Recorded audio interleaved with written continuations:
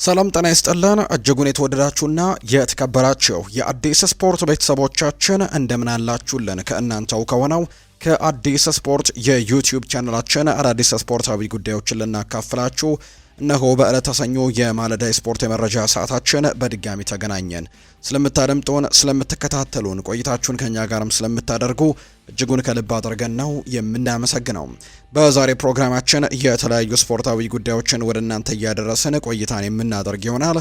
ከነዚህ መካከል ትልልቆቹን የአውሮፓ ክለቦች የተመለከቱ ስፖርታዊ ጉዳዮችን ወደ እናንተ እያደረስን ቆይታን የምናደርግ ነው የሚሆነው። የሀገር ውስጥ መረጃን እናነሳለን።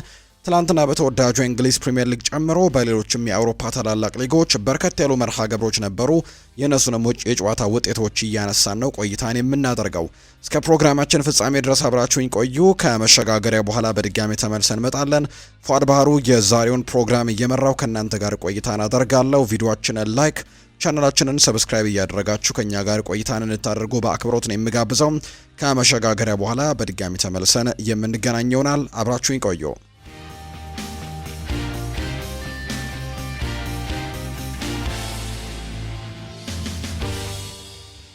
የሀገር ውስጥ መረጃን በማስቀደምን ጀመረ። የኢትዮጵያ ፕሪሚየር ሊግ መርሃ ግብሮች ትላንትናም ቀጥለው ተደርገዋል። በሲቢኢ የኢትዮጵያ ፕሪሚየር ሊግ መርሃ ግብር አርባ ምንጭ ከተማ ከወልዋሎ አዲግራት ዩኒቨርሲቲ ጋር ያደረገውን ጨዋታ አርባ ምንጭ ለመጀመሪያ ጊዜ በዚህ የውድድር ዓመት የመጀመሪያ ድሉን አሳክቷል። 2-1 በሆነ ውጤት ነው ማሸነፍ የቻለው። አርባ ምንጭን አሸናፊ ያደረጉ ግቦችም ታምራት እያሱ ሲያስቆጠር፣ ለወልዋሎ አዲግራት ዩኒቨርሲቲ ፍሬው ሰለሞን ነው ኳስና መረብን ማገናኘት የቻለው። አርባ ምንጭ ከተማ በውድድር ዓመቱ የመጀመሪያ ድሉን ነው ትላንትና ያሳካው። ወልዋሎ አዲግራት ዩኒቨርሲቲ በ16 ነጥቦች 19ኛ ደረጃ ላይ ሲቀመጥ፣ ከዛ ውጪም አርባ ምንጭ ከተማ በ11 ነጥቦች 20ኛ ደረጃ ላይ የተቀመጠ ቡድን መሆኑን ነው የተመለከት ነው።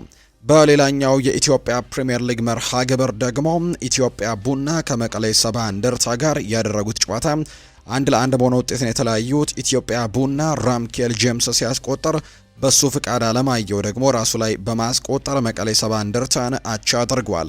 በዚህ መሰረትም ኢትዮጵያ ቡና በ20 ነጥቦች 15ኛ፣ መቀሌ ሰባ እንደርታ በ18 ነጥቦች ደግሞ 17ኛ ደረጃ ላይ የተቀመጠ ቡድን ሆኗል።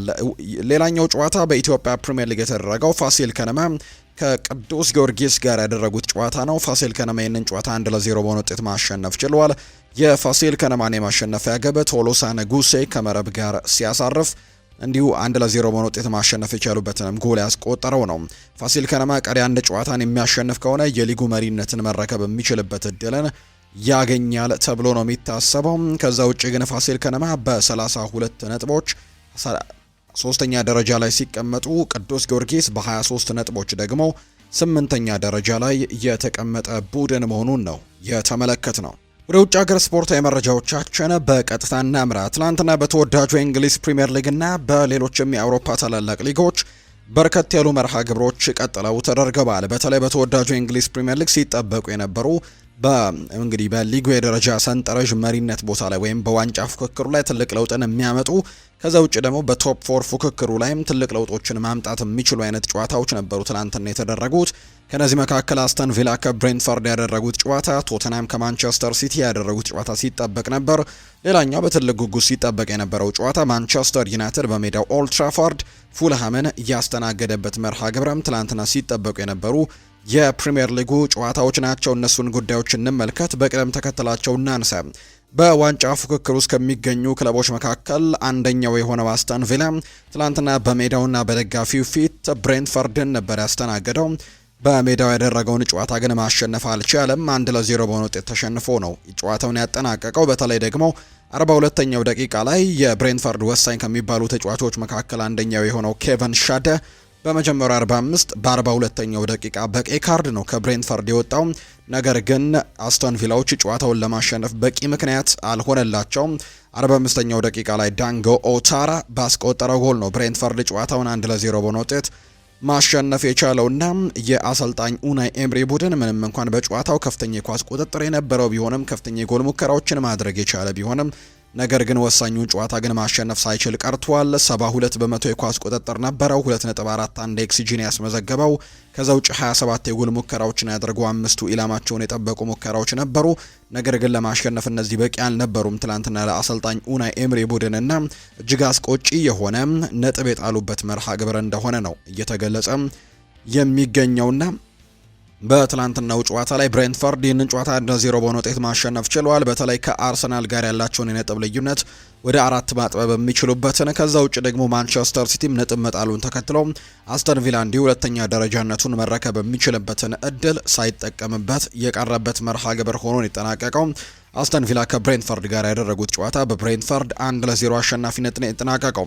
ሌላኛው በተመሳሳይ ሰዓት የተደረገው ኖቲንግሃም ፎረስት በሜዳውና በደጋፊው ፊት በሲቲ ግራውንድ የኦሊቨር ግላስነሩን ቡድን ክሪስታል ፓላስን የገጠሙበት መርሃ ግብር ትላንትና የተደረገ ሌላኛው ጨዋታ ነበረ። በተመሳሳይ ሰዓት ሞርጋን ጌብስ ዋይት 5ኛው ደቂቃ ላይ ባለሜዳዎቹ ኖቲንግሃም ፎረስቶችን ቀዳሚ አድርጓቸው የነበረ ቢሆንም ኢስማኤል አሳር በፍጹም ቅጣት ምት 45ኛው ደቂቃ ላይ ጎል አስቆጥሮ ክሪስታል ፓላሶችን ናቸው ያደርጓል። ሌላኛው የኖቲንግሃም ፎረስት ተጫዋች የሆነው ዊሊያምስ 45ኛው ደቂቃ ላይ በቀይ ካርድ መውጣቱን ትላንትና ተመልክተናል እና ሁለተኛውን 45 የጨዋታ ክፍለ ጊዜ በጎዶሎ ተጫዋች ለማድረግ ቢገደዱም ነገር ግን ክሪስታል ፓላስም ቢሆን ይህንን ጨዋታ ማሸነፍ አልቻለም። ጨዋታው 1-1 በሆናቸው ውጤት የተጠናቀቀ መርሃ ግብር ሆኖ ነው የተመለከት ነው። በተመሳሳይ ሰዓት የተደረገውና ሌላኛው በርካቶች በጉጉት ሲጠብቁት የነበረው ጨዋታ በኦልድ ትራፎርድ ማንቸስተር ዩናይትድን ከፉልሃም ጋር ያገናኘው ጨዋታ ነው። ይህ ጨዋታ በርካቶች በጉጉት ይጠብቁት ነበር። ማንቸስተር ዩናይትድ እጅግ በጣም ድንቅ በሆነ ሁኔታ 3-2 በሆነ ውጤት ትላንትናም ድል ማድረግ ችሏል። በተለይ በፈርጊ ታይም ነው የመጨረሻው ደቂቃ ጎል ላይ ጎል አስቆጥረው ጨዋታውን ማሸነፍ የቻሉት። ባለፉት 3 ሳምንታት እጅግ ድንቅ የሚባል ድሎችን እያስመዘገቡ ይገኛሉ። አሰልጣኝ ማይከል ካሪክ ይህንን ቡድን ከተረከበው በኋላ በጣም ምርጥ የሚባል ጊዜ ነው ማንቸስተር ዩናይትድ እያሳለፈ የሚገኘውና ያለፉት 3 ሳምንታት ለማንቸስተር ዩናይትድ እጅግ በጣም ልዩ እንደነበሩ ትላንትና መመልከት ችለናል። በተለይ በኦልድ ትራፎርድ የተደረገው የትላንትናው ጨዋታ ከፉልሃም ጋር የተደረገ መርሃ ግብር ነው። 3-2 በሆነ ውጤት ነው ማሸነፍ የቻሉት። በተለይ ማንቸስተር ዩናይትድን ቀዳሚ ያደረገ ጎል ማስቆጠር የቻለው ካርሎስ ካሴሜሮ ነበር። ማቲያስ ኩኛህ ላይ በተሰራ ጥፋት የፍጹም ቅጣት ምት ዳኛው ይሰጣሉ። ነገር ግን በቫር ከተመለከቱ በኋላ ጥፋቱ የተሰራው ከፍጹም ቅጣት ምት ክልል ውጪ ነው በሚል የቅጣት ምት ያደርጉትና እሱን ቅጣት ምት ነው ብሩኖ ፈርናንዴዝ ያስሻማውን ኳስ ካርሎስ ካሴሜሮ በጭንቅላቱ ገጭቶ 19ኛው ደቂቃ ላይ ማንቸስተር ዩናይትድን መሪ ያደረገ ጎል ማስቆጠር የቻለው። ሁለተኛው 45 የጨዋታ ክፍለ ጊዜ ላይ ጎል የመጀመሪያውን ጎል ያስቆጠረው ብራዚላዊው ካሴሜሮ ለሌላኛው ብራዚላዊ ማቲያስ ኩኛ አሲስት ያደረገለትን ኳስ ባለፉት ሳምንታት እሱም ልክ እንደ ማንቸስተር ዩናይትድ ሁሉ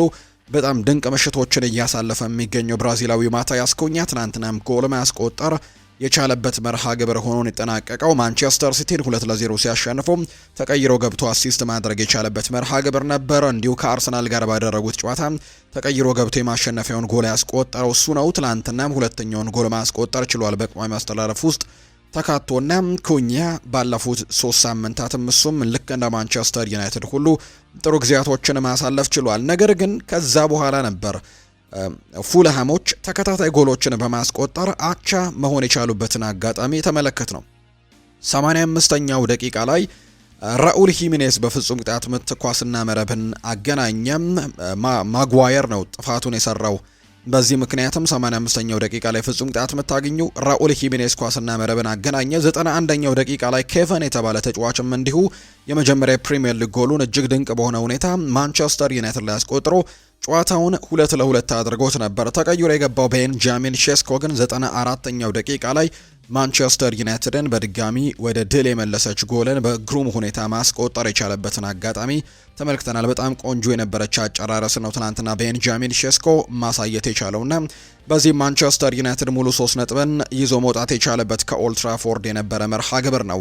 58 በመቶ የኳስ ቁጥጥር ነበራቸው ፉልሃሞች። በጎል ሙከራዎች ረገድም ዩናይትድ ትናንትና ቀዝቀዝ ብሎ የታየበት 13 የጎል ሙከራዎችን ያደረገበት፣ በአንጻሩ በፉልሃም 14 የጎል ሙከራዎች የተደረገበት መርሃ ግብር ነበር። በተለይ ሰን ላሜንስ በመጀመሪያው 45 የጨዋታ ክፍለ ጊዜ ያዳናቸው ኳሶች እንዲሁ በሁለተኛው 45 የጨዋታ ክፍለ ጊዜ ያወጣቸው ሴቮች ያሉ ማንቸስተር ዩናይትድን በትክክልም የታደገባቸው አንዳንድ አጋጣሚዎችን ተመልክተናል። በአጠቃላይ ማንቸስተር ዩናይትድ የትላንትናውን ጨዋታ ማሸነፉን ተከትሎ አሁንም በቶፕ 4 ፉክክሩ ላይ በጣም በትልቁ ከፍ ብሎ እየተጓዘ እንደሚገኝ እየተመለከትን ነው የምንገኘው። ማንቸስተር ዩናይትድ ለሶስተኛ ተከታታይ የፕሪሚየር ሊግ ድሉን ነው ትናንትና ማሳካት የቻለው። በአሰልጣኝ ሩበን አሞሪም ስር ይህንን ነገር ማድረግ የቻሉት አንድ ጊዜ ብቻ ነው። 3 ተከታታይ ጨዋታዎችን በአሰልጣኝ ሩበን አሞሪም የ14 ወራት ቆይታ ውስጥ ማድረግ የቻሉት አንድ ጊዜ ብቻ ነበር። ማይክል ካሪክ ግን በመጀመሪያዎቹ 3 ጨዋታዎች 3ቱንም ተከታታይ ድሎች ማሳካት የቻለበት መርሃ ግብር ሆኖም ተጠናቋል። ማንቸስተር ዩናይትዶች አሁን ላይ 41 ነጥቦችን ሰብስበው አራተኛ ደረጃነቱን መልሰው ከቼልሲ የተረከቡበት ውጤትን ነው ትናንትና ማስመዝገብ የቻሉት። ኦልትራፎርድ ላይ በዚህ መንገድ ከማሸነፍ በላይ አስደሳች ነገር የለም ብሏል ማይክል ካሪክ ሲናገር። የማንቸስተር ዩናይትድ አሰልጣኝ ማይክል ካሪክ ክለቡ ያሸነፈበት መንገድ ወደር የሌለው ደስታ እንደሰጠው ነው የተናገረው። ኦልትራፎርድ ላይ ባለቀ ሰዓት አስቆጥሮ እንደማሸነፍ የሚሆን ሌላ ጥሩ ስሜት የለም ሲል አሰልጣኝ ማይክል ካሪክ ይናገራል። አክሎም ጨዋታው በነፃነት ማሸነፍ እንፈልጋለን፣ ነገር ግን ልዩ ነገር ነበር ሲልም ነው የተናገረው። ዛሬ ካደረግነው በተሻለ መንገድ ማድረግ እንችላለን። 3 ጨዋታዎችን ማሸነፍ ልዩ ነገር ነው፣ ነገር ግን የበለጠን ማሸነፍ እንፈልጋለን። በቻምፒየንስ ሊግ ለመሳተፍም ሁሉንም ጨዋታዎች የግድ ማሸነፍ ይኖርብናል ሲል ነው ማይክል ካሪክ ሀሳቡን የሰጠው። ሌላኛው ጎሉን ያስቆጠረው ቤንጃሚን ሼስኮም ሀሳቡን ተናግሯል። ሳለመው የነበረ ቅጽበት ነበር ሲልም ነው የተናገረው። የማንቸስተር ዩናይትድን የማሸነፊያ ግብ ያስቆጠረው ቤንጃሚን ሼስኮ ግቡ የማይታመን ሲል ገልጾታል። ኦልትራፎርድ ላይ ጎል ማስቆጠር ለዛውም የማሸነፊያ ጎል ማስቆጠር እጅግ በጣም የማይታመን ነው ሲል ቤንጃሚን ሼስኮ ይናገራል። የነበረው ቅጽበት ሳልሞ የነበረ ነው ሲልም ነው ሼስኮ የተናገረው ስለ ወሳኝ የማሸነፊያ ግቡ አስተያየቱን ሲሰጥ። የዩናይትድ ደጋፊዎች ከጨዋታው በፊት ትላንትና ተቃውሞችን አሰምተው ነበር። ጨዋታው ከመጀመሩ በፊት የዩናይትድ ደጋፊዎች በተለይ ከፉልሃሙ ጨዋታ በፊት ነበር ከኦልትራፎርድ ውጭ ላይ ተቃውሞን ያሰሙት። ደጋፊዎቹ በተለይ በተቃውሞም የክለቡ ባለቤቶችን ኢላማ ያደረጉ ነገሮችንም አድርገዋል። ደጋፊዎቹ ካሰሟቸው ተቃውሞዎች መካከል ግሌዘሮች 20 ዓመት ሙሉ ውሸት ነበር ሲሉ እንዲሁ ይገልጻሉ። በተጨማሪም ግሌዘሮች እንዲለቁም እንፈልጋለን በማለትም ነው ጠንከር ያሉ አስተያየቶቻቸውን ሲገልጹ የነበረው። ከጨዋታው በፊት የተደረገ ነገር ነው ይሄ ነገር፣ ከሜዳ ውጭ የሚደረጉ ነገሮች እኛ ላይ ተጽዕኖ አይፈጥርብንም ብሏል ማይክል ካሪክ ሲናገር። በጥሩ አቅጣጫ ላይ ነን፣ እየተዝናናንበትም እንገኛለን ብለዋል የዩናይትዱ አሰልጣኝ ማይክል ካሪክ። ክለቡ ከግሌዘሮች ጋር ሊሳካለት እንደሚችልም ነው አስተያየቱን የሰጠው። ክለቡ ከግሌዘሮች ጋር ሊሳካለት ይችል እንደሆነ የተጠየቀው ካሪክም አዎ ጥሩ ሳምንታትን ያሳለፍነው በጥሩ አቅጣጫ ላይም እየተጓዝን ነው ብለዋል። በክለቡ ያለውን ጥሩ መንፈስ ማስቀጠል እንደሚፈልግ ነው የገለጸው አሰልጣኙ። አሁን ባሳካነው ነገር ብዙ አለመደሰት አስፈላጊ ነው ሲልም ነው የገለጸው። ከሜዳ ውጪ በክለቡና በክለቡ አቅራቢያ የሚፈጠሩ ነገሮች በአቋማቸው ላይ ተጽዕኖ ሊያሳድርባቸው እንደማይገባ ጭምር ነው ካሪክ የሚናገረው። ካሪክ ስለ ቤንጃሚን ሼስኮም እንዲሁ ያነሳቸው ጉዳዮች አሉ። በሱ በጣም ተደስቻለሁ ነው ያለው። ሁሉም ሰዎች በሱ በጣም ተደስተዋል። ሼስኮ ትልቅ ተሰጥኦ ያለው ድንቅ ተጫዋች እንደሆነ ሁላችንም እናውቃለን። ከመደበኛው ልምምድ በተጨማሪም ከቢኒዮን ጋርም ብዙ የግል ልምምዶችንም እንዲሁ እንደሚያደርግ አውቃለሁና የግል ልምምዶችንም ጠንክሮ የሚሰራ አይነት ተጫዋች ነውና በጣም ጎበዝ ተጫዋች እንደሚሆንም ምንም ጥያቄ የለውም ሲልም ጭምር ነው አሰልጣኝ ማይክል ካሪክ ስለ አጥቂያቸው ቤንጃሚን ሼስኮ ሀሳባቸውን እየሰጡ የሚገኙትና ትላንትና በተለይ ወሳኙን ጎል ነው ማስቆጠር የቻለው። ጨዋታን በተረጋጋ ሁኔታ ማሸነፍን እንመርጣለን፣ ነገር ግን ይሄኛው የዛሬው ጨዋታ ግን ልዩ ነበር ሲል ትላንትና ተናግሯል። በኦልትራፎርድ ባለቀ ሰዓት ጎል አስቆጥሮ ከማሸነፍ የተሻለ ምንም የሚያስደስት ሌላ ስሜት የለም ሲልም ይናገራል። ጨዋታውን ተረጋግቼ ስከታተል ነበር። ሁለተኛው ጎል ሲቆጠርብን ግን በጣም ተበሳጭቼ ነበር። ነገር ግን ጨዋታውን ለመቀየር ቀሪ 8 ደቂቃዎች እንዳሉንም ተረድቻለሁ። በጣም ከባድ ጨዋታ እንደሚጠብቀን ቀድመንም አውቀን ነበር። ብዙ ሰዎች በሎ ብሎክ ከሚጫወቱ ቡድኖች ጋር እንደምንቸገር ሲናገሩ ነበር። ፉላም በጭራሽ ዝቅተኛ ትኩረት የሚሰጠው ቡድን አይደለም፣ በጣም ጥሩ ቡድን እንደሆኑም አውቃለሁ ሲልም ነው የተናገረው። አማድ ዲያሎም እንዲሁ ሀሳቡን ሰጥቷል። በመልበሻ ክፍል ውስጥ ሁሉም ሰው ደስተኛ ሆኗል። በከፍተኛ ደረጃ መቀጠልና እያንዳንዱን ጨዋታ ማሸነፍ ይኖርብናል። የማንቸስተር ዩናይትድ ዋናው ዓላማም ይሄኛው ነው ሲልም የተናገረው።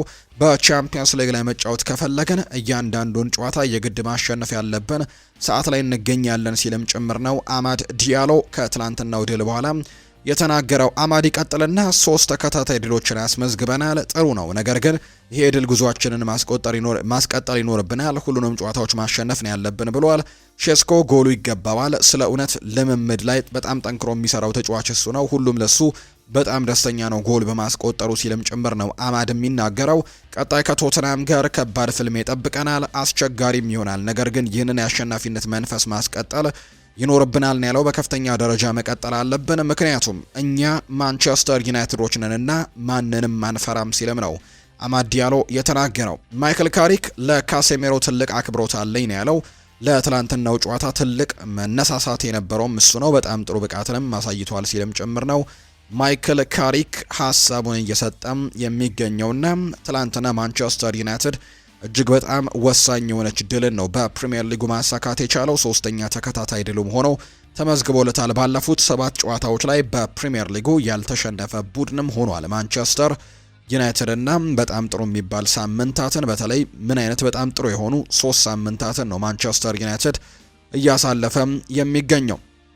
በሌሎች ሊጎችም ከዛ በተጨማሪ ምሽት ላይ የተደረገ አንድ ጨዋታም ነበር እንዲሁ በፕሪሚየር ሊጉም ሲጠበቅ የነበረ ሌላኛ መርሃ ግብር ነው። ማንቸስተር ሲቲ እና ቶተንሃም ሆትስፐርስ ያደረጉት ጨዋታ ነው። ይህ ጨዋታ በተለይ በዋንጫ ፉክክሩ ላይ ትልቅ ለውጥን ማምጣት የሚችል አይነት ጨዋታ እንደሆነ በርካቶች ሲያነሱ እንደነበር የምናስታውሰው ነው። ምክንያቱም ማንቸስተር ሲቲ በፕሪሚየር ሊጉ ለዋንጫ ፉክክሩ ላይ የሚገኝ አይነት ቡድን ነው። የ4 ነጥብ ልዩነት ነበራቸው መጀመሪያ ላይ። አርሰናል ቀደም ብሎ ጨዋታውን አድርጎ ማሸነፉን ተከትሎ የነጥብ ልዩነታቸውን ወደ 7 ከፍ አድርጎት ነበር። ትላንትና ማንቸስተር ሲቲ ላይም ጫናዎችን ይፈጥራል ተብሎ ሲጠበቅ ነበር። እንዲሁ ማንቸስተር ሲቲ ትላንትና ነጥብ ጥሏል። 2-2 በሆናቸው ውጤት ነው ያጠናቀቀውና በዚህ መሰረትም በዋንጫ ፉክክሩ ላይ ያላቸው የነጥብ ልዩነት ወደ 6 የሆነበትን አጋጣሚ የተመለከትነው። ትላንትና ቶተንሃም ሆትስፐርስ በሜዳውና በደጋፊው ፊት ቶተንሃም ሆትስፐርስ ስቴዲየም ላይ የቶማስ ፍራንክ ቡድን ከማንቸስተር ሲቲው ከፔፕ ጓርዲዮላው ቡድን ጋር 2-2 በሆነ ውጤት ነው ጨዋታውን ያጠናቀቀው። በጣም ሲጠበቅ የነበረ መርሃ ግብር 2-2 በሆነ ውጤት ተጠናቋል። በተለይ ማንቸስተር ሲቲዎች በመጀመሪያዎቹ 45 የጨዋታ ክፍለ ጊዜ ባስቆጠሯቸው 2 ጎሎች መሪ ሆነው ነበር። ኤርሊንግ ሃላንድ አሲስት ያደረገውን ኳስ 11ኛው ደቂቃ ላይ ራያን ሸርኪ በማስቆጠር ቀዳሚ ያደረጋቸው። ከዛ ውጪ ደግሞ ጥሩ ጅምረን በማንቸስተር ሲቲ እያሳለፈ የሚገኘው ከቦርንመዝ የፈረመው አንቷን ሴሜኒዮም ትላንትናም ጎል አስቆጥሯል። በአጠቃላይ ለማንቸስተር ሲቲ ያስቆጠረው የጎል መጠን 4 የደረሰበትን አጋጣሚን የተመለከትነው። 44ኛው ደቂቃ ላይም በመጀመሪያው 45 የጨዋታ ክፍለ ጊዜ ጎል አስቆጥሮላቸው ጨዋታውም 2-0 በሆነ ውጤት የመጀመሪያው 45 እንዲጠናቀቅ አድርጎ ነበር። ነገር ግን 53ኛው ደቂቃ ላይ ዶሚኒክ ሶላንኬም እንዲሁ ከዣቪ ሲሞንስ ያገኘውን ኳስ አስቆጠረ። እንዲሁ 70ኛው ደቂቃ ላይም በድጋሚ ዶሚኒክ ሶላንኬ ጎል አስቆጥሮ ቡድኑን ታድጎት ትላንትና መውጣት የቻለበትን አጋጣሚም ተመልክተናል። በትላንትናው ጨዋታ ለማንቸስተር ሲቲ አቻ ከመውጣታቸውና መጥፎ ውጤት ከመሆኑ ጋር በተያያዘ ከዛ ውጪ ደግሞ የሪያን ሸርኪም ጉዳት ምናልባት ለማንቸስተር ሲቲ ሌላኛው መጥፎ አጋጣሚ እንደሆነ በርካቶች እያነሱ ይገኛሉና ማንቸስተር ሲቲ ትላንትና ነጥብ የጣለበት መርሃ ግብር ሆኖ ነው የተጠናቀቀው። ቶተንሃም ያለፉትን 6 የፕሪሚየር ሊግ ጨዋታዎች ማሸነፍ ያልቻለ ቡድን ነው። ትላንትናም ድል ማድረግ አልቻለም። ነገር ግን ሲቲ ነጥብ ያስጣለበት መርሃ ግብር ሆኖ ነው የተጠናቀቀው። ማንቸስተር ሲቲ ካለፉት 6 የሊግ ጨዋታዎች ማሸነፍ የቻሉት አንዱን ብቻ ነው። አንዱን ድል ብቻ ነው ማድረግ የቻሉት። ከዛ ውጭ ያሉትን ጨዋታዎች በሙሉ በአቻ ውጤትና በሽንፈት ያጠናቀቁት መርሃ ግብር ሆኖ ነው የተመለከትነው። ማንቸስተር ሲቲ በሳምንቱ አጋማሽ ማለትም ከነገ በስቲያ ደግሞ ከኒውካስል ዩናይትድ ጋር የካራባው ካፕ የግማሽ ፍጻሜ መልስ ጨዋታቸውን በኢቲሃድ ስቴዲየም የሚያደርጉ ነው የሚሆነው። በአንጻሩ ማንቸስተር ዩናይትድ በሳምንቱ መጨረሻ በፕሪሚየር ሊጉ ከቶተንሃም ጋር ነው መርሃ ግብሩን የሚያደርገው። ፕሪሚየር ሊጉ ገና አልተጠናቀቀም ብሏል ፔፕ ጓርዲዮላ ሲናገር። የማንቸስተር ሲቲው አሰልጣኝ ፔፕ ጓርዲዮላ በፕሪሚየር ሊጉ ዋንጫ ፉክክር ገና መሆኑን ነው ከጨዋታው በኋላ የሚናገረው። በሊጉ ተስፋ መቁረጫና ሌሎች ውድድሮች ላይ የማተኮራ ጊዜው ስለመሆኑ የጠየቀው ፔፕ ጓርዲዮላ በፍጹም ሲልም ነው የተናገረው። አያይዞም 14 ጨዋታዎች እየቀሩ ተስፋ ይቆረጣል ብላችሁ ትጠብቃላችሁ ወይ ሲል ለጋዜጠኞቹ ተናግሯል። ፕሪሚየር ሊጉ ገና አላበቃም የሚለው ፔፕ ጓርዲዮላ እስከ መጨረሻው መፋለማችንን እንቀጥላለን፣ እድል እስካለን ድረስም ሁልጊዜም ተስፋ አለ ሲል ጭምር ነው የተናገረው። ስለ ጨዋታው የነሳው ፔፕ ጓርዲዮላ ምርጥ ጨዋታ ነበር፣ በተለይም በመጀመሪያው አጋማሽ ሲልም ጭምር ነው የተናገረው። ፔፕ ጓርዲዮላ አሁንም በዋንጫ ፉክክር ውስጥም አለን ያለው ደግሞ ሮድሪ ነው። ይህ የመጨረሻም አይደለም ብሏል ደግሞ አንቷን ሴሜኒዮ። የማንቸስተር ሲቲ ወሳኝ አማካኝ የሆነው ሮድሪ በዋንጫ ፉክክር ውስጥ መቀጠል ይኖርበታል ተብሎ እንደሚታሰብ ነው የሚናገረው። በዋንጫ ፉክክር ውስጥ መቀጠል የክለባቸው መለያ መሆኑን ነው የሚናገረው። በጭራሽ ተስፋ አንቆርጥም ያለው ሮድሪ አሁንም ለዋንጫ ፉክክር ውስጥ አለን፣ ይህ ደግሞ የኛ መለያ ነው ሲልም አስተያየቱን ሰጥቷል። አንቷን ሴሜኒዮ በበኩሉ ገና 14 ሳምንታት ይቀራሉ፣ ከመሪው በ6 ነጥብ ነው የምናንሰው፣ ነገር ግን ይሄ መጨረሻው አይደለም፣ ሁሉም መሆን ይቻላል ሲልም ጭምር ነው የተናገረው። ገና ብዙ ጨዋታዎች ያሉ ሊሸነፉ ይችላሉ፣ እኛም ደግሞ ልንሸነፍም እንችላለን፣ ነገሮች መለወጥ አለባቸው፣ የሚፈጠረውን ነገር በደንብም እንመለከታለን ሲልም ጭምር ነው የተናገረው አንቷን ሴሜኒዮ። በዚህም የትላንትናውን ጨዋታ ማንቸስተር ተሸንፏል። 60 በመቶ የኳስ ቁጥጥር ነበራቸው በጨዋታው ላይ 15 የጎል ሙከራዎችን ማድረግ የቻሉበት አጋጣሚ ነበር በማንቸስተር ሲቲ በኩል። ነገር ግን ከ15ቱ ሙከራዎች 3ቱ ብቻ ናቸው ኢላማቸውን የጠበቁት። 2.08ም ኤክስጂ ማስመዝገብ ቢችሉም ነገር ግን ጨዋታውን ለማሸነፍ ግን በቂ ሆኖ አልተገኘም። 2-2 በሆነው ውጤትም ጨዋታው የተጠናቀቀበት መርሃ ግብር ነበር። በፕሪሚየር ሊጉ ዛሬ አንድ ጨዋታ ይደረግና 24ኛው ሳምንት ዛሬ ፍጻሜውን ያገኛል። ዛሬ በስታዲየም ኦፍ ላይት ሰንደርላንድ እና በርንሊ የሚያደርጉት መርሃ ግብር ከሚጠበቁ ጨዋታዎች መካከል አንደኛው ነው። ልክ ምሽት 5 ሰዓት ሲል ይህ መርሃ ግብር ይደረጋል። የዛሬው የመጨረሻው የ24ኛው ሳምንትም መርሃ ግብር ሆኖ ነው የሚጠናቀቀው። አርሰናል የፕሪሚየር ሊጉ መሪ ነው። 53 ነጥቦችን በመሰብሰብ ነው በአንደኛ ደረጃነት የተቀመጠው። ካደረጋቸው 24 ጨዋታዎች መካከል ማንቸስተር ሲቲ በ24 ጨዋታዎች የሰበሰበው 47 ነጥብ ነው። በ6 ነጥብ ዝቅ ብሎ ሁለተኛ ደረጃ ላይ መቀመጥ ችሏል። ከዛ ውጭ አስተን ቪላም ትናንትና ከፍ የማለት እድሉን ሳይጠቀምበት ቀርቷል። በ46 ነጥቦች ሶስተኛ ደረጃ ላይ ሲቀመጥ፣ ማንቸስተር ዩናይትድ አራተኛ ደረጃ ላይ አሁን መቀመጥ የቻለበትን ውጤት አስመዝግበዋል። ባለፉት 3 ተከታታይ ጨዋታዎች ድል አድርጓል። በ41 ነጥብ አራተኛ ደረጃ ላይ ነው የተቀመጠው። ከሶስተኛ ደረጃ ላይ ከሚገኘው አስተን ቪላ ጭምር የ5 ነጥብ ልዩነት ነው በመካከላቸው የሚገኘው። ማንቸስተር ዩናይትድ በ41 ነጥቦች አራተኛ ደረጃ ላይ ተቀምጧል። ቼልሲም በ44 ነጥቦች እሱም ልክ እንደ ዩናይትድ ሁሉ ያለፉትን 3 ተከታታይ ጨዋታዎች በድል ያጠናቀቀ ቡድን ነው። አምስተኛ ደረጃ ላይ ተቀምጧል ቼልሲ። ሊቨርፑል በአንጻሩ በ39 ነጥቦች 6ኛ ደረጃ ላይ የተቀመጠ ቡድን ነው። ኒውካስል በ33 ነጥቦች 10ኛ ደረጃ ላይ ሲቀመጥ፣ ቶተንሃም ሆትስፐርስ በ29 ነጥቦች 14ኛ ደረጃ ላይ ተቀምጠዋል። በወራጅ ቀጠናው ላይ ዌስትሃም ዩናይትድ በ20 ነጥቦች 18ኛ፣ በርንሌ በ15 ነጥቦች 19ኛ እና ወልቨርሃምፕተን ወንደረርስ በ8 ነጥቦች 20ኛ ደረጃ ላይ የተቀመጡ ቡድኖች ሆነዋል። በከፍተኛ ግብ አስቆጣሪነቱ ስንመለከት ግብ ለማስቆጠር እጅግ እየተቸገረ የሚገኘው ኤርሊንግ ብራውት ሃላንድ ትላንትናም ጎል ማስቆጠር አልቻለም። 20 ግቦችን ግን በአጠቃላይ በፕሪሚየር ሊጉ በማስቆጠር በአንደኝነት የተቀመጠ ተጫዋች ነው። ከዛ ውጪ ኢጎር ቲያጎ በ16 ግቦች ከብሬንትፈርድ ሁለተኛ ደረጃ ላይ ሲቀመጥ፣ አንቷን ሴሜኒዮ ከማንቸስተር ሲቲ በ12 ግቦች ሶስተኛ ደረጃ ላይ ተቀምጧል። ሁጎ ኤኪቲኬ ከሊቨርፑል 10 ግቦችን ማስቆጠር የቻለ ተጫዋች ነው። ዶሚኒክ ካልቨር ልዊን ከሊድስ ዩናይትድ እንዲሁ ዣ ፔድሮ ከቼልሲ 9 ግቦችን ማስቆጠር የቻሉ ተጫዋቾች ናቸው። በከፍተኛ ግብ አስቆጣሪነቱ እነዚህ እየመሩ ነው። የአሲስቱን ደረጃ በአንደኝነት እየመራ የሚገኘው ብሩኖ ነው። ትላንትናም 2 አሲስቶችን ማድረግ የቻለበትን አጋጣሚ ተመልክተናል። ካሴሜሮ ላስቆጠረው ጎልና ቤንያሚን ሼስኮ ላስቆጠራቸው ግቦች 2 አሲስቶችን ትላንትና አድርጓል። በዚህም በአሲስቱ ደረጃ ላይ 12 አሲስቶችን በአጠቃላይ በማድረግ በአንደኝነት ተቀምጠዋል። ራያን ሸርኪ በ7 አሲስቶች ሁለተኛ ደረጃ ላይ ሲቀመጥ፣ ጉዳት ላይ የሚገኘው ጂያ ግሪሊሽ በ6 አሲስቶች ሶስተኛ ነው። ኤርሊንግ ሃላንድ ከማንቸስተር ሲቲ፣ ግራኒት ዣካ ከሰንደርላንድ፣ ሙሐመድ ሳላ ከሊቨርፑል፣ ሙሐመድ ኩዱስ ከቶተንሃም፣ ሞርጋን ሮጀርስ ከአስተን ቪላ እነዚህ ደግሞ 5 አሲስቶችን በፕሪሚየር ሊጉ ማድረግ የቻሉ ተጫዋቾች እንደሆኑ ነው እየተመለከትን የምንገኘው። በሌሎች ሊጎችም ትላንትና ቀጥለው ተደርገዋል። የእነሱን የጨዋታ ውጤቶች እናንሳ። በጣሊያን ሴሪኤም ትላንትና የተደረጉ ጨዋታዎችና ውጤቶቻቸውን ስንመለከት የሊጉ መሪ የሆነው ኢንተር ሚላን ትላንትናም ድል አድርጎ የሊጉን መሪነት አጠናክሯል። በጣሊያን ሴሪኤ የሊጉ መሪ ኢንተር ሚላን ከክሮምኔንሴ ጋር ያደረገውን ጨዋታ 2-0 በሆነ ውጤት ነው ማሸነፍ የቻለው። ኢንተር ሚላንን አሸናፊ ያደረጉ ግቦችም ፒዮቶር ዜሊንስኪና ላውታሮ ማርቲኔስ ማስቆጠር ችለዋል። አርጀንቲናዊው አጥቂ ላውታሮ ማርቲኔስ በውድድር ዘመኑ 13ኛ የሴሪኤ ጎሉን ነው ማስቆጠር የቻለው። ኢንተር ሚላን ማሸነፉን ተከትሎ ሴሪኤውን በ8 ነጥብ ልዩነትም መምራት ጀምሯል። በዚህ መሰረትም ኢንተር ሚላን በ55 ነጥቦች የሊጉን መሪነት በአንደኝነት ተቀምጦ ሲመራው፣ ኤሲ ሚላን በ47 ነጥቦች ሁለተኛ ደረጃ ላይ የተቀመጠ ቡድን ነው። ሌላኛው ዩቬንቱስ ነው። ትላንትና ድል ማድረግ የቻለበትን ጨዋታ ያደረገው ዩቬንቱስ ትላንትና ከፓርማ ጋር ያደረገውን የጣሊያን ሴሪኤ 23ኛ ሳምንት መርሃ ግብር 4-1 በሆነ ውጤት ማሸነፍ ችለዋል። የዩቬንቱስን የማሸነፊያ ግቦች ግሌሰር ብሬመን ትላንትና 2 ግቦችን አስቆጥሯል። ዌስተን መኬኒ እና እንዲሁ ደግሞ ጆናታን ዴቪድም ጎል ያስቆጠሩ ተጫዋቾች ናቸው። የፓርማን ግብ አንድሬ ካምቢያሶ በራሱ መረብ ላይ ያስቆጠረ እንዲሁ ተጫዋች ያደርጎታል። ዩቬንቱስ 45 ነጥቦችን በመሰብሰብ አራተኛ ደረጃ ላይ ተቀምጧል። በቀጣይ ዩቬንቱስ ከላትሲዮ ጋር ነው መርሃ ግብሩን የሚያደርገው። በሌሎች የጣሊያን ሴሪኤ የትላንትና መርሃ ግብሮች ደግሞ ቶሪኖ ሊቼን 1-0 በሆነ ውጤት ማሸነፍ ችሏል። የሴስ ፋብሬጋሱ ቡድን ኮሞ ከአታላንታ ጋር ትላንትና ጨዋታውን አድርገው 0-0 በሆናቸው ውጤት ነው ጨዋታው የተጠናቀቀው። በጣሊያን ሴሪኤ ዛሬ አንድ መርሃ ግብር ይደረጋል። ኡዲኒዜና ሮማ የሚያደርጉት መርሃ ግብር ዛሬ የሚጠበቅ ጨዋታ ነው።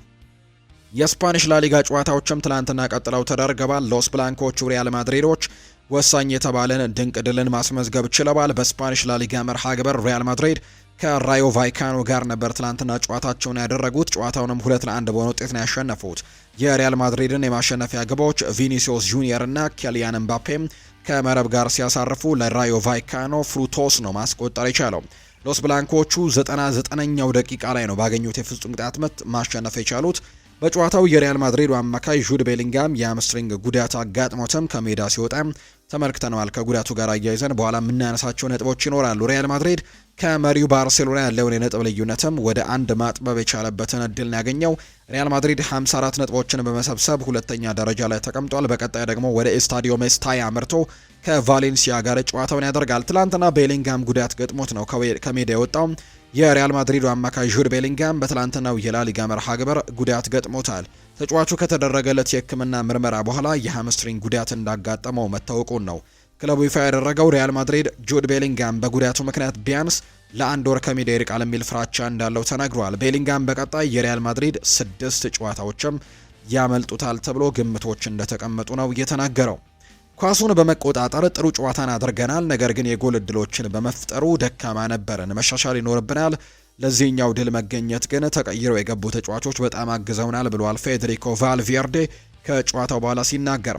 ከራዮ ቫይካኖ ጋር ሁሌም አስቸጋሪ ጨዋታ ነው የሚገጥመን። 2 ጊዜ ደግሞ የጎሉ አግዳሚ መልሶብናል፣ ነገር ግን በመጨረሻም የልፋታችንን ሽልማት አግኝተናል ብሏል አርቫሎ አርቤሏ ሲናገር። በመጨረሻዎቹ ደቂቃዎች ማሸነፍ ስሜቱ ልዩ ነው፣ የሞራል መነቃቃትን ይጨምራል እና ማሸነፍ ሁሌም በራስ መተማመንን ይጨምራል ብሏል አርቫሎ አርቤሏ ሲናገር። ኤምባፔ በዚህ የውድድር ዓመት ለሪያል ማድሪድ 12 ፔናልቲዎችን ያስቆጥሯል። በክለቡ ታሪክም በአንድ የውድድር ዘመን ብዙ ፔናልቲዎችን ያስቆጠረው ሮናልዶ ነው 13 ፔናልቲዎችን በማስቆጠር። አሁን ላይ ኤምባፔ 12 ፔናልቲዎችን ማስቆጠር ችሏል። ቤርናቢውን አከብራለሁ፣ ነገር ግን ድጋፋችሁን እጠይቃለሁ። ተጫዋቾች ድጋፍ ያገኙ ሲመስላቸው የተሻለ ጥረት እንደሚያደርጉ ዛሬ አሳይተዋል ሲል ነው አርቤሏ ስለ ደጋፊዎችን ፉጨት ተጠይቆ ምላሹን የሰጠው። በሌሎችም የስፓኒሽ ላሊጋ መርሃ ግብሮች ትላንትና ሪያል ቤቲስ እንዲሁ ቫሌንሲያን 2-1 በሆነ ውጤት ማሸነፍ ችሏል። ሄታፌና ሴልታ ቪጎ ጨዋታቸውን 0-0 ሲያጠናቀቁ አትሌቲክ ቤልባኦ በሜዳውና በደጋፊው ፊት በሳን ማሜስ ያደረገውን ጨዋታ ከሪያል ሶሴዳድ ጋር 1-1 በሆናቸው ውጤት ነው ያጠናቀቀው። ዛሬም ጨዋታዎች ቀጥለው ይደረጋሉ። በስፓኒሽ ላሊጋ ማዮርካና ሲቪያ ደግሞ ዛሬ ቀሪውን መርሃ ግብራቸውን የሚያደርጉ ቡድኖች እንደሆኑ ነው የተመለከት ነው። በጀርመን ቡንደስሊጋ 2 ጨዋታዎች ትናንትና ተደርገዋል። ስቱትጋርትና ፍራይበርግ ስቱትጋርት 1-0 ሲያሸንፍ፣ ሌላኛው ጨዋታ ዶርትሙንድ በሜዳው ሲግናል ኢዱና ፓርክ ስቴዲየም ሄዲንሃምን አስተናግዶ 3-2 በሆነ ውጤት ያሸነፈበት መርሃ ግብር ነው ትናንትና ሲጠበቅ የነበረው ሌላኛው ጨዋታ። ይህንንም ጨዋታ ዶርትሙንድ 3-2 በሆነ ውጤት ማሸነፍ ችሏል። ሴርሂው ጉራይሲ በጨዋታው ላይ 2 ጎሎችን ማስቆጠር የቻለበትን አጋጣሚ ነው ለቦሩሲያ ዶርትመንድ የተመለከተው። በዚህም ዶርትሙንድ በሜዳው ሲግናል ኢዱና ፓርክ ያደረገውን ጨዋታ 3-2 በሆነ ውጤት ማሸነፍ ችሏል። በፍሬንች ሊግ 1 የተደረጉ ጨዋታዎች ያሉ ሊዮን በሜዳው ሊልን 1-0 አሸንፏል። አንጀርስ ሜትዝን እንዲሁ 1-0 ያሸነፈበት መርሃ ግብረም ትላንትና የተደረገ ነው። ኒስና ብሬስት 2-2 ሲለያዩ ቱሉዝና ኦንዤ ጨዋታቸውን 0-0 ያጠናቀቁት። ስትራስቡርግ ትላንትና በሜዳውና በደጋፊው ፊት ፓሪስ ሰን ዠርሜንን አስተናግዶ ነበር። ነገር ግን ጨዋታውን ፓሪስ ሰን ዠርሜን 2-1 በሆነ ውጤት ማሸነፍ ችሏል። ማዩሉ የመጀመሪያውን ጎል አስቆጥሯል። ከዛ ውጭ ደግሞ ኑኖ ሜንዴስ ነው ቀሪውን ጎል ያስቆጠረው። ትላንትና አሽራፍ ሀኪሚ በጨዋታው ላይ በቀይ ካርድ ከሜዳ የወጣም ተጫዋች እንደሆነ ነው የተመለከተው። በዚህም ፓሪስ ሰን ዠርሜን ጨዋታውን ማሸነፍ የቻለበት መርሃ ግብር ሆኖ ነው የትላንትናው ጨዋታ የተጠናቀቀው። አሁን ደግሞ ክለቦችን የተመለከቱ ስፖርታዊ ጉዳዮችን እናንሳ። አርሰናልን የተመለከተ መረጃን በማስቀደም ነው የምንጀምረው። ሚካኤል ሜሪኖ ለረጅም ጊዜ ከሜዳ ይርቃል ተብሏል። የአርሰናሉ የመሃል ሜዳ ተጫዋች የሆነው ሚካኤል ሜሪኖ ባጋጠመው ጉዳት ምክንያት ለረጅም ጊዜ ከሜዳ ይርቃል ተብሏል። ተጫዋቹ የእግር መሰበር ጉዳት የገጠመው በመሆኑ ለረጅም ጊዜ ከሜዳ እንደሚርቅ ነው የተነገረው። በዚህ ምክንያትም አርሰናል ተጫዋቹን ለመተካት የአጭር ጊዜ የውሰት ስምምነትን ተጫዋች ለማስፈረም ወደ ዝውውሩ ለመግባት ማቀዳቸውን የተነገረው። ይሁን እንጂ የአዲስ ተጫዋቾች ፊርማን መሳካት አለመሳካቱ እስካሁን በግልጽ እንዳልታወቀ ነው ዘ አትሌቲክ የተባለው የመረጃ ምንጭ ይፋ ያደረገው። ሚኬል ሜሪኖ ቀዶ ጥገናም ሊያደርግ እንደሚችል ተነግሯል። ስፔናዊው የአርሰናል የመሃል ሜዳ ተጫዋች ሚኬል ሜሪኖ ባጋጠመው ጉዳት ምክንያት የቀዶ ጥገና ሕክምናን ያደርጋል። በዚህ ምክንያትም ተጫዋቹ ለረጅም ጊዜ ከሜዳ እንደሚርቅ ነው ክለቡ ባወጣው መግለጫ ላይ ያስታወቀው። ሚኬል ሜሪኖ ምናልባትም ከውድድር ዓመቱ ውጪ ሊሆን እንደሚችልም ነው የተናገረው። አርሰናል ተጫዋቹን በውድድር ዘመኑ መጨረሻ ወደ ሜዳ ይመለሳል የሚል ተስፋ እንዳላቸው ነው ይፋ የተደረገው። የሚኬል ሜሪኖን ጠንከር ያለ ጉዳትን ተከትሎ ምናልባት ከባድ ስለሆነ አርሰናሎች የዝውውር ገበያው ሳይዘጋ በፊትም ተጫዋች ለማስፈረም በውሰትም ቢሆን ሊመለከቱ የሚችሉበት እድል እንዳለ ነው የተነገረው። በዚሁ ደግሞ ሌላኛውን መረጃ የምናነሳው ጉዳይ ደግሞ ከሊቨርፑል ጋር አያይዘን ነው። ሊቨርፑል ተከላካይ ለማስፈረም እየሰራ ነው ተብሏል። የመርሲሳይዱ ክለብ ሊቨርፑል የሰንደርላንዱን ተከላካይ ለማስፈረምም ሉሻሬልን ለማስፈረምም በንግግር ላይ መሆናቸው ተነግሯል። ሊቨርፑል በተጫዋቹ ዝውውር ዙሪያ ከሰንደርላንድ ጋር ንግግር ላይ እንደሚገኙና ውይይት በማድረግ ላይ መሆናቸው ተገልጿል። አሰልጣኝ አርኔ ስሎት ተጫዋቹን በፌኖርድም የሚያውቁት ሲሆን በቡድናቸው ውስጥም አምበልና ቁልፍ ተጫዋች ነበር ያኔ በፌኖርድ። ተጫዋቹ ከመሃል ተከላካይነት ባሻገር በቀኝና በግራ መስመር እንዲሁም በአማካይ ቦታም ተሰልፎ ማገልገል የሚችል አይነት ቨርሳታይል ተጫዋች ነው። ይህ ተጫዋችም ሉቻሬል በተለይም ደግሞ አዲስ የመሃል ተከላካይ ለማስፈረም ንግግር ላይ ናቸው ሊቨርፑሎች። የመጀመሪያ ንግግሮችም በጥሩ ሁኔታ ተካሂደዋል። ሊቨርፑል ከዚህ ተጫዋች ጋር ማስፈረም ነው የሚፈልጉት። ተጫዋቹን በውሰት ለማስፈረምም ጥረት እያደረጉ ነው። የ25 ዓመቱ ሁለገብ ተከላካይ በአሁኑ ሰዓት በውሰት ለሰንደርላንድ ይጫወት እንጂ የጀርመኑ ክለብ አርቢ ለብዚሽ እንግዲህ የዚህ ክለብም ንብረት እንደሆነ ይነገራል። ቤን ጃኮብስ እንደተናገረው ከሆነ ሊቨርፑል ባለፈው ሲዝን አርቢ ለብዚሽ በነበረበት ሰዓትም እንደ ቀይ መስመር ተከላካይ ሲመለከቱት ነበር። በድርድሩ ሶስት ወገኖች ሰንደርላንድ፣ አርቢ ለብዚሽና ሊቨርፑል መኖራቸው ነገሩን ትንሽ ውስብስብ ያደርገው። ሊቨርፑል ነገሩን እውን ለማድረግ ግን በንግግር ላይ ናቸው። ባለፉት 72 ሰዓታትም የተመለከቱት አማራጭ ይህንን ተጫዋች ብቻ አይደለም። በሊቨርፑልና በዚህ ተጫዋች መካከል ግን ስምምነቶች ከቀናት በፊት ነው የተጠናቀቁትና የግል ጉዳዮችም ችግር ይሆናሉ ተብሎ አይጠበቅም። በሚቀጥሉት ሰዓታት መፍትሄ መፈለግም የሊቨርፑል እንዲሁ ደግሞ የሰንደርላንድና የአርቢ ለብዚሽ ስራ ይሆናል ተብሎ እንደሚጠበቅ ነው መረጃው የበጣው። ዶሚኒክ ሶቦስላይ ስለ ኮንትራት ንግግሮች ይናገራል። አዲስ ነገር የለም። እውነቱን ለመናገር ከዚህ በኋላ በእኔ እጅ ላይ አይደለም። ምንም አይነት እድገትም የለም። ነገር ግን ትክክለኛው አቅርቦት ከመጣ እንመለከታለን። ስራዬን ሜዳ ላይ እየሰራሁ ነው። ወደፊት እንመለከተዋለን። ምን እንደሚፈጠር እናያለን። በመጨረሻም ሁሉም ደስተኛ እንደሚሆንም ተስፋ አደርጋለሁ። እዚህ ተመችቶኛል። እርግጥ ነው ከተማውን ወድጄዋለሁ፣ ክለቡን ወደዋለሁ፣ ከቡድን አጋሮቼ ጋር መጫወትም ወዳለሁ፣ አንፊልድንም ወዳለሁ፣ ደጋፊውም ተመችቶኛል። ወደፊት ምን ይዞ እንደሚመጣ እናያለን። በእኔ ላይ የተመሰረተ ግን አይደለም። መቆየት ግን እፈልጋለሁ። እንመለከታለን ሲል ነው ዶሚኒክ ሶቦስላይ ሀሳቡን የሰጠው። ሊቨርፑል ለጀረሚ ዣኳይ በክረምቱ ለማስፈረም ከሬንስ ጋር ግንኙነት አድርጓል። ነገር ግን አሁንም ከቼልሲ ጠንካራ ፉክክር እንደሚጠብቀው ነው የሚነገረው። የሊቨርፑልና የቼልሲ የጀረሚ ዣኳይን ለማስፈረም የሚደረገው ፉክክር አሁንም ቀጥሎ ነው የሚገኘው። ሬንስ አሁን ላይ መሸጥ ስለማይፈልግ እስከ ሰኔ 2026 ድረስ ብቻ ይቆያል። ስምምነቱ በእነዚህ ቀናትም ይጠናቀቃል። ነገር ግን ከ2026-27 የውድድር ዘመን ጀምሮ ተግባራዊ ይሆናል ብሏል። ባየር ከዝውውር ውጭ እንደሆነ ፋብሪዚዮ ሮማኖ መረጃውን እያጋራ ነው የሚገኘው። የማንቸስተር ዩናይትድ ጉዳዮችን ደግሞ እናንሳ። ማይክል ካሪክ ከልምምድ ላይ ስላደረጋቸው ማስተካከያዎች ይናገራል። በአንዳንድ መንገዶች ለመለየት አስቸጋሪ ነው። ታውቃላችሁ፣ እኛ ያመንበት ስራን ሰርተናል። እናም 2 ሳምንትም ሆኖታል። በአብዛኛው አዲስ ሰራተኞች ወይም ስታፎች ነበሩ። አንዳንዶቹንም አሁንም እርስ በርስ እየተላመድን ነው። በዚህም ለሰራተኞቹ ላቅ ያለ ክብር ይገባል ብዬ አስባለሁ። ነገሮችን ማቅረብና ተጫዋቾችን ማገዝ ይችላሉ። በመጨረሻም ተጫዋቾቹን ለማገልገል ከዚያም ለመርዳት ለመሻሻልም እንዲሁ በራስ መተማመንም ለመስጠት እንሞክራለን ሲልም ነው የተናገረው። ካሪክ ይቀጥልና ትላንትና ከሆነ ሰው ጋር እያወራሁኝ ነበር። እናም በማንቸስተር ዩናይትድ ከ2 ሳምንታት በላይ እንደሆነኝም ተሰምቶኛል ስል ነግሬው ነበር። ይህንን ያልኩት በመልካም ጎኑ ነው፣ ምክንያቱም ሁሉም ነገር በትክክል ቦታውን እየያዘ ይመስለኛል። በእርግጥም ሁኔታው ምቹና ቀላል አይደለም፣ ነገር ግን በኃላፊነታችን በሚናችን ላይም በሚገባም የተረጋጋን ይመስለኛል ነው ያለው። ተጫዋቾቹ እኛን በፍጥነት የተረዱን ይመስለኛል። ከነሱ ጋር ምን እንደምንፈልግም ተረድተው በሚገርም ሁኔታም ምላሽን ሰጥተዋል ብሏል። በጣም ጥሩ ግንኙነትና መግባባትም አለን። ይህም በአጭር ጊዜ ውስጥ መፈጠሩ በጣም አዎንታዊ ነገር ነው። ሆኖም ግን በዚህ መሰረት ላይ ግንባታችንን መቀጠል ይኖርብናል ብሏል ካሪክ። ተጫዋቾችን ለማገዝም በተመለከተ ሲናገር ከአሰልጣኝ ቡድኑ ጋር እዚህ ያለነው ተጫዋቾችን ለመርዳት እድገት እንዲያሳዩ ለመርዳትና በራስ መተማመን እንዲኖራቸውም ለማገዝ ነው። ገና 2 ጨዋታዎች ብቻ ያደረግነው፣ ስለዚህም ሁሉም ነገር ፍጹም ነው በለን ደግሞ በራሳችን እያሞገሰን የምንዘናጋበት ጊዜ አይደለም። እኛ ጥሩ ነገሮችን አድርገናል፣ ተጫዋቾችም ድንቅ ስራቸውን ሰርተዋል። እኛም ደግሞ ከነሱ ጋር በግልም ሆነ በቡድን በመስራት እንዲሁም በግል በማህበራዊና በሙያዊ ደረጃ እነሱን ለመርዳት እየሞከርን ነው። እዚህ ያለነው የእነርሱን ምርጥ ብቃትም ለማውጣት ነው። ይህንን ማድረጋችንንም እንቀጥላለን ሲልም ጭምር ነው የተናገረው። ይህንን ሀሳብ የሰጠው ደግሞ ማይክል ካሪክ ነው። የራሽፎርድ የወደፊት ቆይታን የሚወስነው ባርሴሎና ነው። እንደሚታወቀው በወጡ ዘገባዎች አሰልጣኝ ማይክል ካሪክ እንግሊዛዊውን ያጥቂም ማርከስ ራሽፎርድን በስብስብ ውስጥ ማካተት ፍላጎት እንዳለው ተናግሯል። ሆኖም ግን ባርሴሎናም ስለ ማርከስ ራሽፎርድ የወደፊት ቆይታ ምንም አይነት ስጋት የለባቸውም። ምክንያቱም ማንቸስተር ዩናይትድ ተጫዋቹን መልሶ ቢፈልገውም እንኳን ባርሴሎና ተጫዋቹን በ26 ሚሊዮን ፓውንድ የመግዛት ቅድሚያ መብት አለው። ይህም ደግሞ ሁሉም ነገር የስፔኑ ክለብ በተጫዋቹ ላይ ቅድሚያ የሚሰጠው ውሳኔ ላይ የተመሰረተ እንደሆነ ጋብሪኤል ሳንሴ መረጃውን አጋርቷል። ባለፉት 2 እና 3 ጨዋታዎች ትልልቅ የራስ መተማመን ነገር ነው ያደረግነው። ጨዋታው ከባድ እንደሚሆን እናውቃለን። ካሪክ ክለቡን በሚገባ ስለሚያውቀው ትልቅ ልምድ ወደዚህ ቡድን ይዞ መጥቷል። ባለፉት ያደረግናቸው 3 ጨዋታዎችን በድል በማጠናቀቃችንም ደስተኛ ነኝ ሲልም ጭምር ነው ብሪያን ኤምቤሞ ደግሞ ሀሳቡን ያጋራው።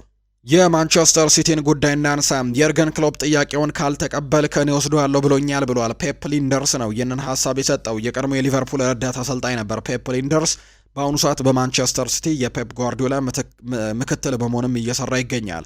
አሰልጣኝ ፔፕ ሊንደርስም ኃላፊነቱን ከመቀበላቸው በፊት አሰልጣኝ የርገን ክሎፕን አማክሯቸው እንደነበር ነው የተነገረው። የጓርዲዮላ ምትክ እንደሆነ እየተጠየቅኩኝ ነው ብለው ለየርገን ክሎፕም ነግሬዋለሁ ያሉት አሰልጣኝ ፔፕ ሊንደርስ እሱም አንተ ስራውን ካልተቀበልከው እኔ ራሴ እቀበለዋለሁ ብሎኛል ሲልም ነው ፔፕ ሊንደርስ ከፔፕ ጓርዲዮላ ጋር ለመስራት የግድ መስራት እንዳለበት የርገን ክሎፕም እንደመከሩት ጭምር የተናገሩት። ቸልሲን የምንመልከት ሊያም ሮስኒየር ይናገራል። አሁንም 4 ውድድሮች ላይ ለመሳተፍ በየ3 ቀኑ ለመጫወትም በጣም ጥሩ ቡድን ያስፈልገናል ሲል ነው ሊያም ሮስኒየር የተናገረው። በሪያል ማድሪድ በኩል የሚነሱ ጉዳዮችን እናንሳ። ክለቡ የቴክኒካል ሰራተኞች ወደፊት እጣ ፈንታን በተመለከተ ውሳኔ ከማስተላለፉ በፊት የአልቫሮ አርቤሎን ስራና ውጤት ለመገምገም በቂ ጊዜ ይሰጠዋል። ስለሆነም እስካሁን ድረስ ለክለቡ ሌላ አሰልጣኝ እንዳላናገረ ነው ዲያሪዮ አስ መረጃውን ያጋራው። ሻቪ አሎንዞም ለማስፈረም በተደረገው ውሳኔ ባለፈው ሚያዝያ መጀመሪያ ላይ ተዘግተዋል። እናም ደግሞ በጣም በችኮላ የተወሰነ ውሳኔም እንደሆኑ ተረድተዋል። በሪያል ማድሪድ ቤት አሰልጣኝ ለማስፈረም የተደረገው የችኮላ ውሳኔ የተሳካ አልነበረም የሚል እምነት አለ። የክለቡ ባለስልጣናት ከዚህ በኋላም ተመሳሳይ ስህተትን እንደማይደግሙ አረጋግጠዋል ብሏል ዲያሪዮ አስ በመረጃው። የሴቶች የአፍሪካ ዋንጫ ይደረጋል የሚለውን ጥያቄ እንመልከት። ሰሜን አፍሪካዊቷ ሀገር ሞሮኮ የ2026 የሴቶች የአፍሪካ ዋንጫ ውድድርን እንድታዘጋጅ በካፍ መመረጧ ይታወቃል። ይሁን እንጂ ሞሮኮ ከውድድሩ አዘጋጅነት ራሷን ልታገል እንደምትችል በርካታ መገናኛ ብዙሃን አስነብበዋል። ይህ በእንዲህ እንዳለ የደቡብ አፍሪካ ስፖርት ሚኒስትር የ2026 ሴቶች የአፍሪካ ዋንጫ በደቡብ አፍሪካ እንደሚካሄድ ገልጸዋል።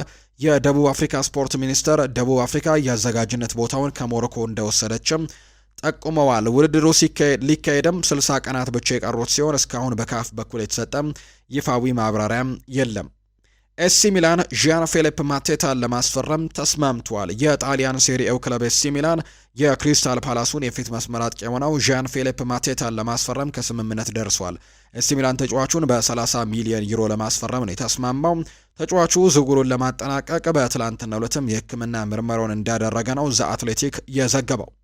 አዶሜላ ሉክመን ደግሞ ወደ አትሌቲኮ ማድሪድ ያመራል ተብሏል። ናይጄሪያዊው የአታላንታ የፊት መስመር አጥቂ የሆነው ሉክመን አትሌቲኮ ማድሪድን ለመቀላቀል ከስምምነት ደርሷል። የተጫዋቹ የዝውውር ሂሳብም 40 ሚሊዮን ዩሮ ገደማ እንደሚደርስ ነው ፋብሪዚዮ ሮማኖ ይፋ ያደረገው። የተጫዋቹ የዝውውር ሁኔታ የመጨረሻው ምዕራፍ ላይ እንደሚገኝና በቀጣይም የጤና ምርመራውን እንደሚያደርግ ነው የተነገረው።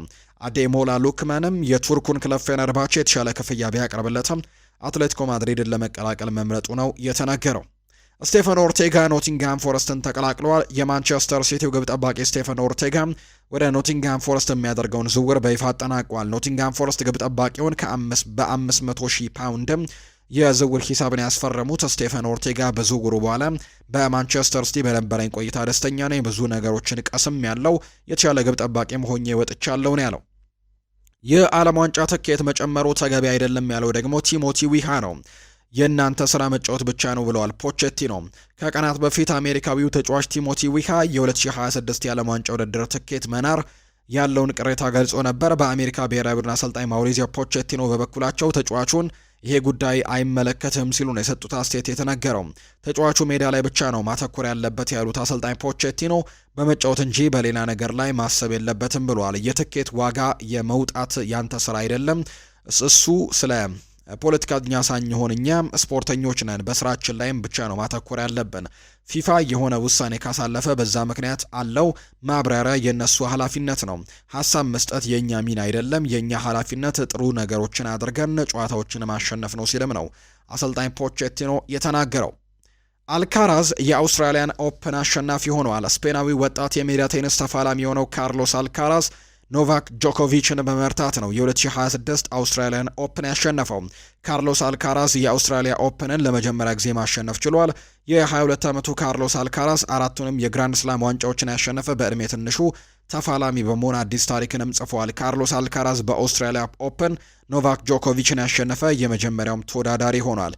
ካርሎስ አልካራዝ ከዚህ በፊት 2 የፍሬንች ኦፕንን፣ 2 የዩኤስ ኦፕንን እንዲሁ 2 የዌምበልደን አሁን ደግሞ የአውስትራሊያ ኦፕንን ማሸነፍ የቻለም ተወዳዳሪ ሆኗል። ሌላኛው የአለን ሳንት ማክሲሜን የሰጠው ሀሳብ ነው። ፈረንሳዊው የፊት መስመር ተጫዋች አለን ሴንት ማክሲሜን ከ6 ወራት ቆይታ በኋላ ከሜክሲኮ ክለብ አሜሪካ ጋር ተለያይተዋል። ተጫዋቹ ክለቡን የለቀቀው ልጁ ላይ በተሰነዘረበት ምክንያት አንዳንድ ጉዳዮች ምክንያት ስለሆነ ነው የተናገረው። በማህበራዊ ትስስር ገጹ ላይ ይፋ ያደረገው ሴንት ማክሲሜን ባሰፈረው ጽሑፍ እኔ ላይ ቢሆን ኖሮ ይህንን ነገር እቀበለው ነበር፣ ምክንያቱም ትልቅ ሰው ነኝ፣ ሁሉንም ነገሮች መቋቋምና መጋፈጥ እንዳለብኝ ያውቃለሁ። ነገር ግን እንደዚህ አይነት ነገሮች ግን እንዲፈጠሩ የማልፈልገው ልጆቼ ላይ መፈጠሩ ግን መቼም ቢሆን እንድደራደርበት አያደርገኝም ሲልም ነው ጨምሮ የተናገረው። ልጆቼን መጠበቅ ቅድሚያ የምሰጠው ጉዳይ ነው፣ ህይወቴ በሙሉን ይህንን ነገር ነው ሳደርግ የምኖረው ብሏል ማክሲሜን። አለን ሴንት ማክሲሜን በክለቡ ቆይታው በ15 ጨዋታዎችም 3 ጎሎችን አስቆጥረው 3 አሲስቶችንም አድርጎ እንደነበር ነው የምናስታውሰው። የተወደዳችሁና የተከበራችሁ ቤተሰቦቻችን ለዛሬ ያዝንላችሁ አዳዲስ ስፖርታዊ ጉዳዮቻችን እነዚህ ነው የሚመስሉት። ስላደመጣችሁን፣ ስለተከታተላችሁን፣ ቆይታችሁን ከኛ ጋርም ስላደረጋችሁ እጅጉን ከልብ አድርገን እናመሰግናለን። ፉአድ ባህሩ የዛሬውን ፕሮግራም እየመራው ከእናንተ ጋር ቆይታን አድርጌያለሁ። በቀጣይ ፕሮግራሞቻችን ሌሎች ስፖርታዊ ጉዳዮችን፣ ሌሎች አዳዲስ መረጃዎችን አካተን በድጋሚ ተመልሰ የምንገናኝ ይሆናል። ስላደመጣችሁኝ፣ ስለተከታተላችሁኝ ቆይታችሁም ከኛ ጋር ስለነበር ከልብ አድርጌ ያመሰገንኩኝ። በቀጣይ ፕሮግራሞቻችን በድጋሚ ተመልሰን እንገናኛለን። መልካም ጊዜ፣ መልካም ቀን እንዲሆንላችሁም በአክብሮት ተመኘው።